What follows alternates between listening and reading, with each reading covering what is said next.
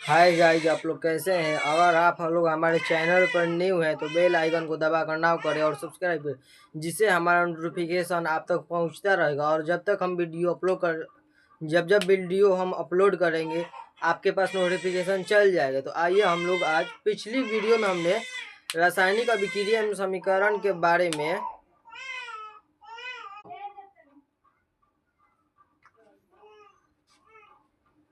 हम लोगों ने रासायनिक अभिक्रिया एवं समीकरण के बारे में कुछ उसके बारे में जानकारी प्राप्त की थी। जैसे रासायनिक अभिक्रिया के उत्पाद, अभिकारक, फिर रासायनिक समीकरण को संतुलित करना क्यों आवश्यक है, संतुलित समीकरण, असंतुलित समीकरण। पिछली वीडियो में हम लोगों ने ये सब के बारे में जान चुके थे। तो आइए आज हम लोग जानेंगे संयोजन अभिक्रिया और वियोजन अभिक्रिया। रासायनिक अभिक्रिया में जानेंगे आज हम लोग संयोजन अभिक्रिया और वियोजन अभिक्रिया। तो आइए हम लोग समझते हैं। चैप्टर का नाम है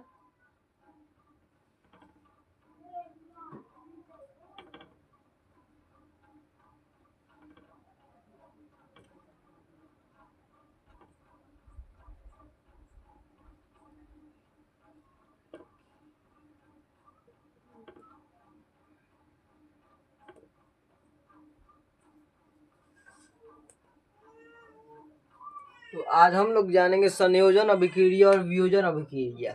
संयोजन अभिक्रिया, संयोग मतलब क्या होता है, जोड़ना। संयोग मतलब जोड़ना। तो संयोजन अभिक्रिया उस अभिक्रिया को कहते हैं जब दो या दो से अधिक पदार्थ आपस में मिलकर एक बड़े पदार्थ का निर्माण करते हैं, उसे संयोजन अभिक्रिया कहते हैं। जैसे में देख लीजिए, आप लोग को लिख देते हैं।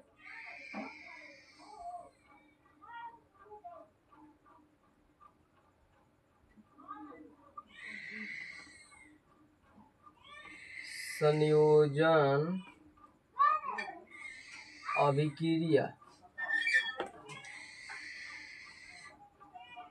वैसी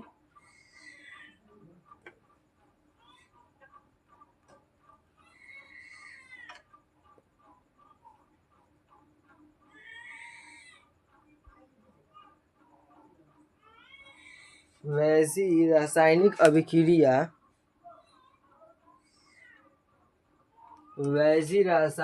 अभिक्रिया जब दो या दो से अधिक पदार्थ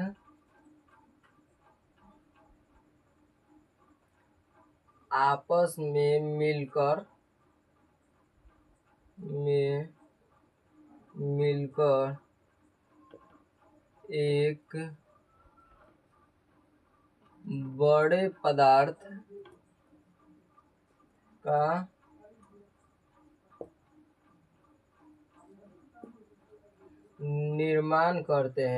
का निर्माण करते हैं, संयोजन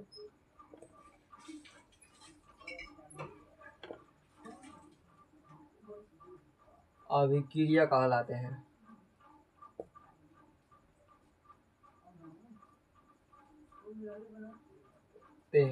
संयोजन अभिक्रिया कहलाते हैं।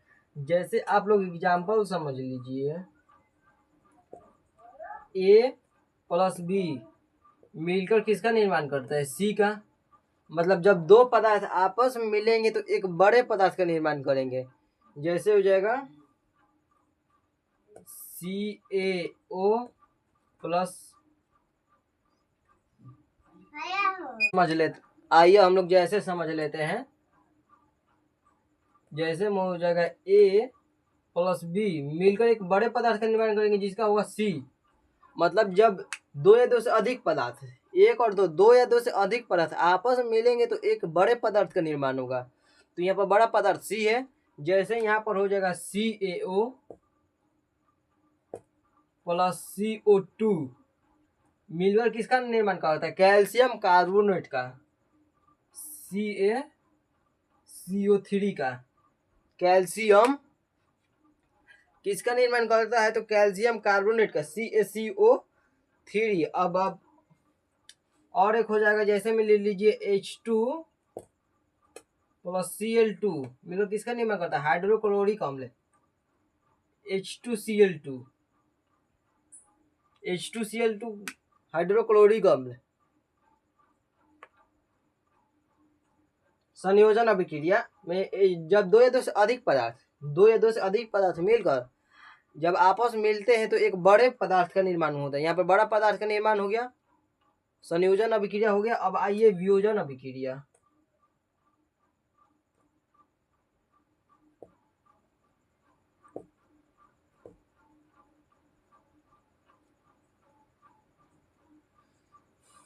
वियोजन अभिक्रिया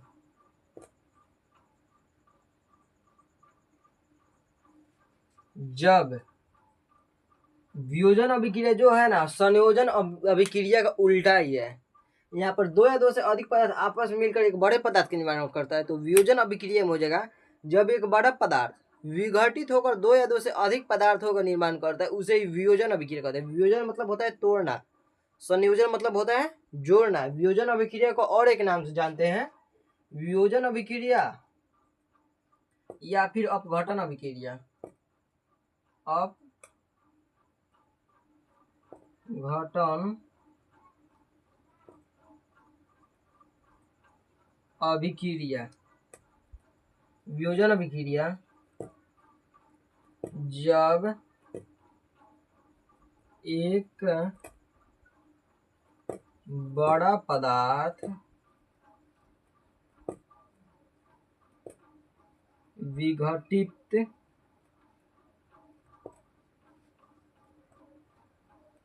होकर दो या दो से अधिक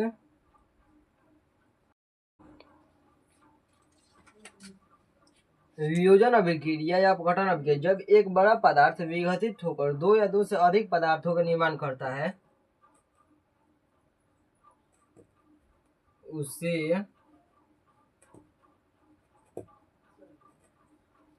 वियोजन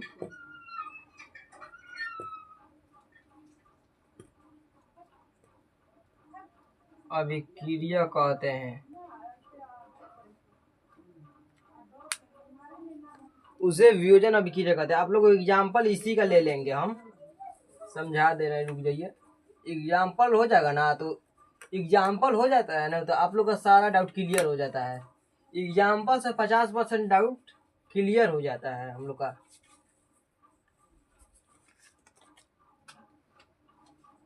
तो आइए एग्जाम्पल ले लेते हैं, इसी का अपोजिट हो जाएगा। यहाँ पर A + B = C है ना, तो एग्जाम्पल में हो जाएगा C A + B।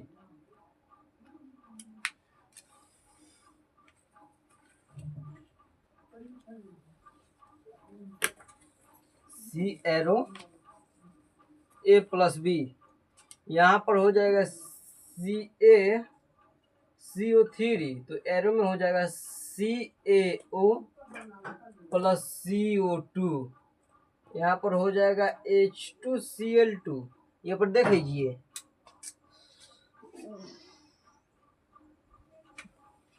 यहाँ पर देख लीजिए, जब एक बड़ा पदार्थ विघटित होकर दो या दो से अधिक पदार्थों का निर्माण करता है, उसे वियोजन अभिक्रिया कहते हैं। CaCO3 क्या है? एक बड़ा पदार्थ है, जटिल पदार्थ है। इसको जब विघटित करेंगे तो CaO + CO2 का बचेगा हमारा। ये दो या दो से अधिक पदार्थ होगा, ये एक बड़ा पदार्थ होगा। तो जब बड़ा पदार्थ विघटित होगा तो दो या दो से अधिक पदार्थों का निर्माण करेगा। अब H2Cl2, तो यहाँ पर हो जाएगा H2 + Cl2, ठीक। अब जो आप लोग इसको लिख लीजिएगा। अब वियोजन अभिक्रिया जो है ना, वियोजन अभिक्रिया 3 प्रकार का होता है।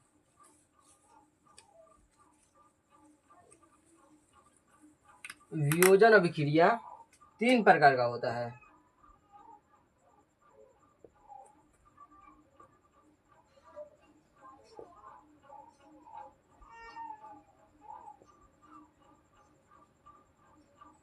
वियोजन अभिक्रिया 3 प्रकार के होते हैं। वियोजन अभिक्रिया 3 प्रकार के होते हैं। पहला प्रकाशीय वियोजन, दूसरा उष्मीय वियोजन, तीसरा विद्युतीय वियोजन।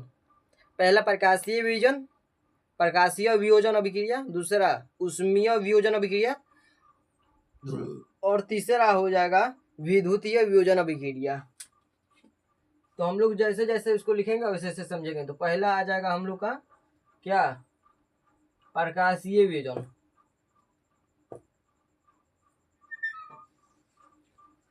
प्रकाशीय वियोजन अभिक्रिया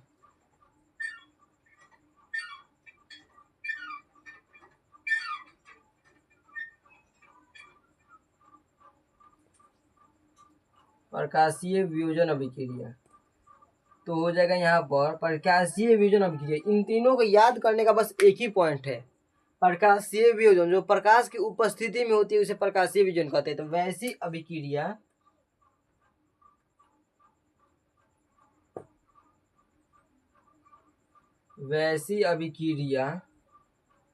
जो वैसी वियोजन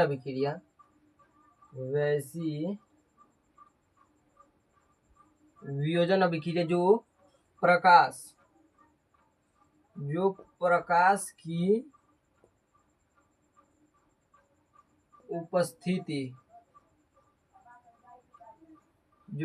की उपस्थिति में हो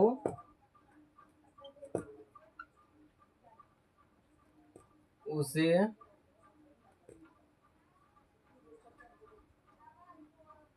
प्रकाशीय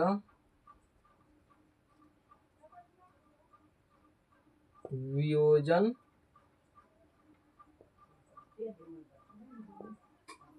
अभिक्रिया कहते हैं।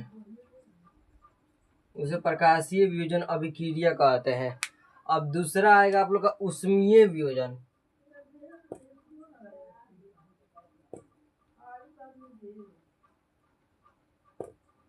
उष्मीय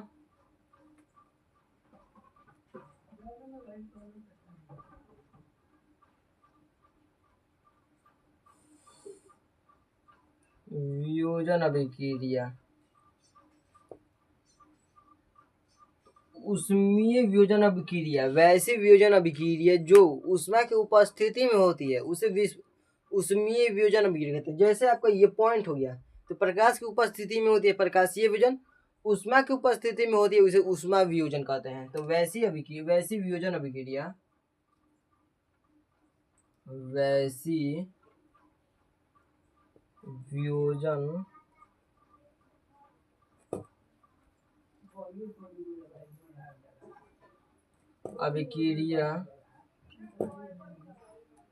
जो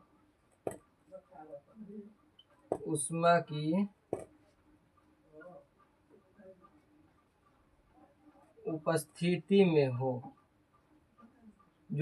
उपस्थिति में उसे उष्मीय वियोजन। और तीसरा आप लोग का आता है विद्युतीय वियोजन।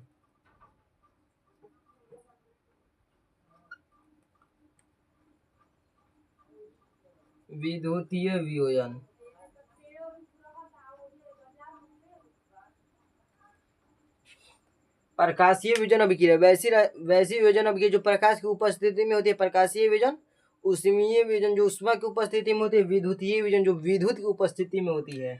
विद्युतीय वियोजन अभिक्रिया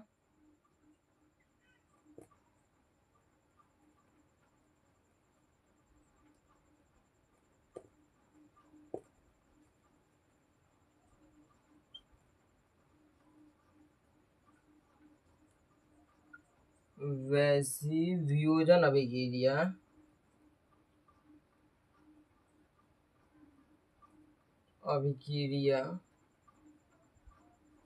जो विद्युत की उपस्थिति में हो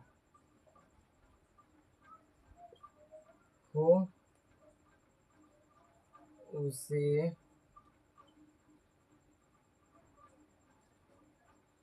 विद्युतीय वियोजन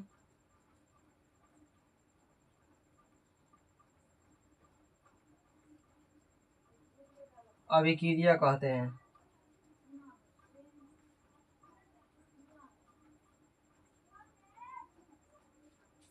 आप लोगों को समझ में आ गया।